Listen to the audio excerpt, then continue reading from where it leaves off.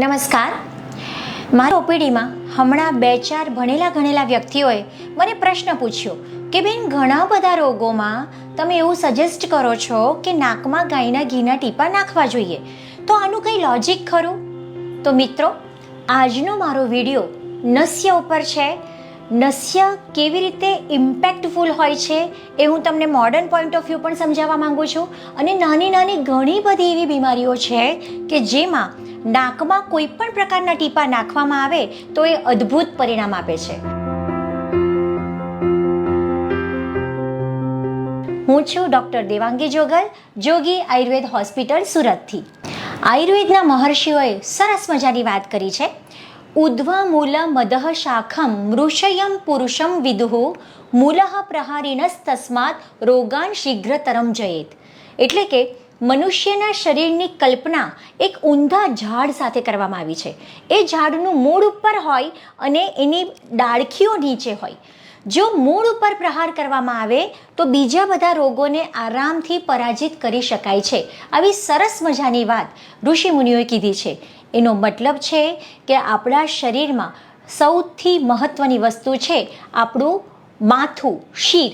અને એવું કહેવાય છે કે નાસાહી શિરશો દ્વારમ, આખા શિરનું દ્વાર નાક છે. એટલે જો નાક દ્વારા કોઈ ઔષધ પ્રયુક્ત કરવામાં આવે તો ચોક્કસ એ ટ્રેમેન્ડસ રિઝલ્ટ્સ આપે. ઔષધ સિદ્ધ તેલ, ઘી અથવા વનસ્પતિના સ્વરસના નાકમાં ટીપા નાખવામાં આવે એનું નામ છે નસ્ય. ઘણા બધા રોગો જેવા કે ક્રોનિક રાઇનાઇટિસ, સાઇનસાઇટિસ, જૂની શરદી, મગજના રોગો જેમાં ઉન્માદ એટલે કે ગાંડપણ, વાઈ કે ખેંચની બીમારી, સતત વિચારો આવવા, એન્ઝાયટી, સ્ટ્રેસ, ઇન્સોમ્નિયા એટલે કે અનિદ્રા, એના સિવાય ઘણા બધા હોર્મોનલ ડિસીઝ જેમ કે થાઇરોઇડ, પીસીઓડી, ડાયાબિટીસ, આ બધા જ રોગોમાં જનરલી અમે નસ્ય સજેસ્ટ કરતા હોઈએ. હમણાં જ અમારા એક ગાયનેક મિત્રએ ખૂબ સરસ મને પ્રશ્ન પૂછ્યો કે દેવાંગીબેન, આ તમે કહો છો કે ઉત્તમ બાળક માટે નાકમાં ટીપા નાખવાના અને આવી રીતનું કરવાનું, કંઈ લોજિક સમજાતું નથી. પછી ખૂબ પ્રેમથી મેં એમને સાયન્ટિફિકલી સમજાવ્યું. વસ્તુ એવી છે કે આપણે મોડર્ન પોઈન્ટ ઓફ વ્યૂ જોઈએ તો એનેસ્થેટિક ડ્રગ્સ આપણે નાકથી લઈએ છીએ અને આપણે બેભાન થઈએ છીએ. સો there is some relations between nose and brain.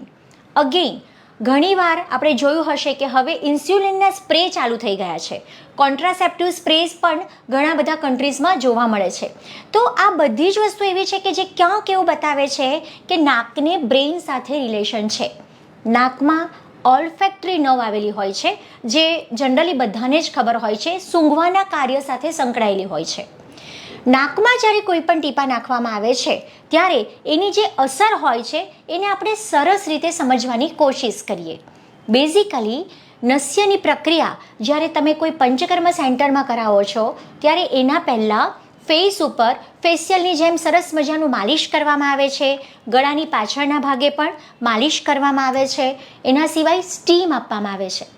હવે બેઝિકલી આ શેક અને માલિશની જે પ્રક્રિયા મોઢાના ભાગે, માથાના ભાગે કરવામાં આવે છે એનાથી ત્યાંનું લોહીનું પરિભ્રમણ વધી જાય છે. લોહીનું પરિભ્રમણ વધવાથી મગજમાં એક BBB નામની સિક્યોરિટી સિસ્ટમ છે, that is blood brain barrier, જે નાકમાં નાખેલી વસ્તુને સરળતાથી મગજમાં એબ્સોર્બ નથી થવા દેતી. હવે જ્યારે તમે આ પ્રોસિજર કરો છો ત્યારે નેચરલી માથામાં લોહીનું પરિભ્રમણ વધે છે અને એના લીધે BBB થોડોક નીચો જાય છે. એટલે હવે પછી જે નાકમાં ટીપા નાખવામાં આવશે એ ચોક્કસ સારી રીતે અંદર એબ્સોર્બ થઈ શકશે. બીજી મહત્ત્વની વસ્તુ, ઓલ્ફેક્ટરી નર્વનું કનેક્શન હવે આપણે જોઈએ. ઓલ્ફેક્ટરી નર્વ નાકમાં નાખવામાં આવેલા ટીપાથી સ્ટિમ્યુલેટ થાય છે. એ સ્ટિમ્યુલેશન આગળ લિમ્બિક સિસ્ટમ પર અસર કરે છે. લિમ્બિક સિસ્ટમ એ મગજની એક એવી રચના છે જે ઘણી બધી વસ્તુઓનું સંકલન કરી રહી છે. લિમ્બિક સિસ્ટમનું સ્ટિમ્યુલેશન આગળ હાઇપોથેલેમસ સુધી જાય છે. હાઇપોથેલેમસનું એ સ્ટિમ્યુલેશન એન્ટિરિયર અને પોસ્ટિરિયર પિટ્યુટરી ગ્લેન્ડને સ્ટિમ્યુલેટ કરે છે. સો અલ્ટિમેટલી નાકમાં નાખવામાં આવતા ટીપા એ પિટ્યુટરી ગ્લેન્ડને સ્ટિમ્યુલેટ કરે છે, which is the master gland of the body. શરીરમાં બધા જ પ્રકારના હોર્મોન્સનું નિયંત્રણ પિટ્યુટરી ગ્લેન્ડ કરે છે. આથી કોઈ પણ એન્ડોક્રાઇનલ અંતઃસ્રાવી ગ્રંથિજન્ય રોગ છે તો એમાં કાયમ જો નાકમાં ટીપાં નાખવામાં આવે તો એ ખૂબ અસરકારક પરિણામ આપે છે. કારણ કે સ્ટ્રેસ જ્યારે વધારે હોય છે તો રિલેક્સેશન માટે પણ ક્યાંક હોર્મોન્સ જવાબદાર છે. કોઈ પણ એન્ડોક્રાઇનલ ડિસીઝ જેમ કે ડાયાબિટીસ, પીસીઓડી, થાઇરોઇડ, આ બધામાં પણ ક્યાંક હોર્મોન્સનું ઇમ્બેલેન્સ જવાબદાર હોય છે. આના પરથી ખબર પડે છે કે નસ્યની પ્રક્રિયા એ ન્યુરો એન્ડોક્રાઇનલ લેવલે વર્ક કરે છે. મહત્વની ત્રીજી વસ્તુ છે અને એ છે ન્યુરો સાયકોલોજીકલ જંક્શન. મેં તમને આગળ જ કીધું કે ઓલ્ફેક્ટરી નર્વ એ લિમ્બિક સિસ્ટમ સાથે કનેક્ટેડ છે. હવે લિમ્બિક સિસ્ટમ એ બિહેવિયરલ આસ્પેક્ટ માટે જવાબદાર છે. અમારા શાસ્ત્રોમાં ગાંડપણ, ખેંચની બીમારી, ખૂબ વિચારો આવવા, મગજ કંટ્રોલમાં ન રહેવું, આવી જે માનસિક બીમારીઓ છે, મોટા ભાગની દરેક બીમારીમાં અલગ અલગ પ્રકારના ઘી અથવા તેલો નાકમાં નાખવાનું ઋષિમુનિઓએ સ્પષ્ટતા સાથે જણાવ્યું છે. એટલે કે નાકમાં નાખવામાં આવેલા આ ટીપા લિમ્બિક સિસ્ટમને સ્ટિમ્યુલેટ કરે છે, જેનાથી મનુષ્યનું બિહેવિયર નોર્મલ થવાની શક્યતા વધી જાય છે. તો આમ નસ્ય એ ન્યુરો સાયકોલોજીકલ જંક્શન પર પણ ઉત્તમ પરિણામ આપે છે. એટલે ઓવરઓલ જોવા જઈએ તો નાકમાં નાખવામાં આવેલા આ ટીપા એ ઘણી રીતે કામ કરે છે. કોઈ પણ એન્ડોક્રાઇનલ ડિસીઝીસ, કોઈ પણ ન્યુરોલોજીકલ ડિસીઝીસ અને કોઈ પણ સાયકેટ્રિક ડિસીઝમાં આ ટીપા અદ્ભુત પરિણામ આપે છે. હવે ઋષિમુનિઓ શું કહે છે એના પર એક નજર નાખીએ. આચાર્ય ચરકે સરસ મજાનો શ્લોક લખ્યો છે અને એ શ્લોક જો તમે વાંચો ને તો ચોક્કસ આજથી જ તમે નશ્ય ચાલુ કરી દો. ચાલો કંઈક વસ્તુ આપણે એમાંથી સમજીએ. નસ્તઃ કર્મ યથા કાલમ યો યથોક્ત નિષેવતે ન તસ્ય ચક્ષુર ન ઘ્રાણમ ન ક્ષોત્રમ ઉપહન્યતે.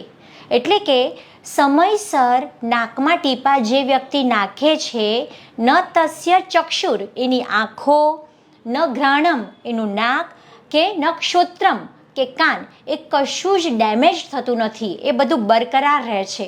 એટલે કે આયુર્વેદ મતે તમારી બધી ઇન્દ્રિયોને ઉંમર વધવાની સાથે બગડે નહીં એના માટેનું સર્વશ્રેષ્ઠ સાધન નસ્ય છે. ત્યાર પછી ચરકાચાર્ય સરસ મજાની વાત કરે છે.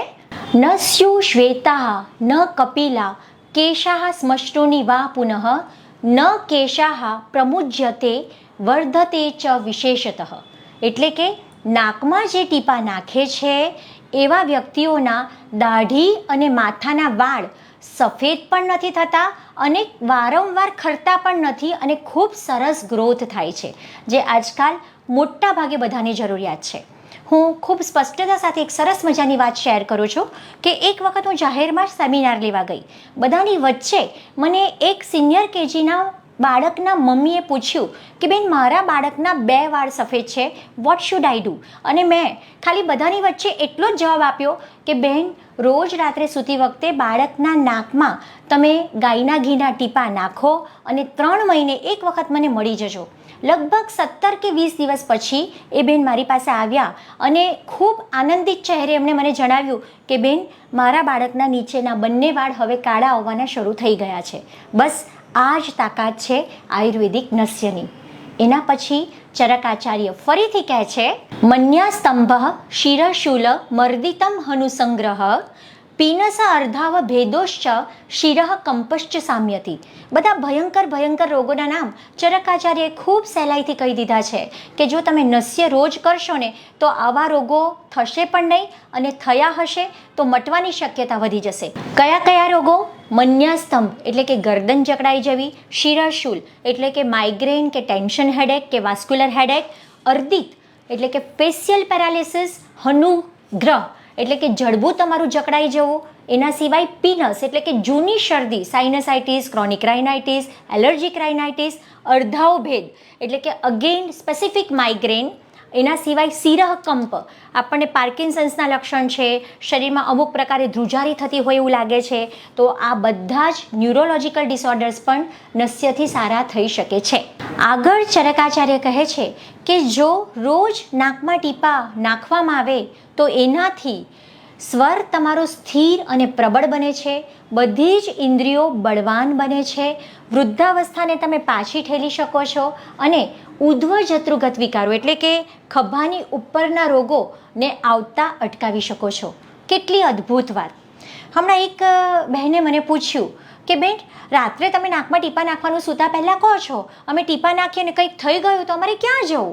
એટલે મેં બહુ જ શાંતિથી સમજાવ્યું કે મોટા ભાગે આપણને ટેવ નથી હોતી, એટલે આપણે એવું વિચારી લઈએ છીએ કે ટીપા નાખવાથી કશુંક થઈ જશે. તો ક્યારેય કોઈને હજી સુધી કશું થયું નથી.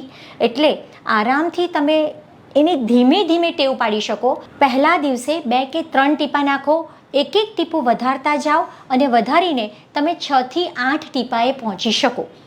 જો તમે સિમ્પલ ગાયના ઘીના ટીપા નાખી શકો, એ તમને સૂટ નથી થતું, તો તલનું તેલ, દિવેલ, કોપરેલ, કોઈ પણ લિપિડ રીચ મટીરિયલ તમે પસંદ કરી શકો.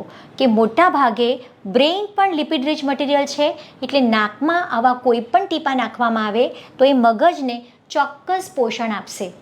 આયુર્વેદમાં આવી રીતે રોજ ઘરે ટીપા નાખવાની પ્રક્રિયાને પ્રતિમર્શ નસ્ય કહેવામાં આવ્યું છે.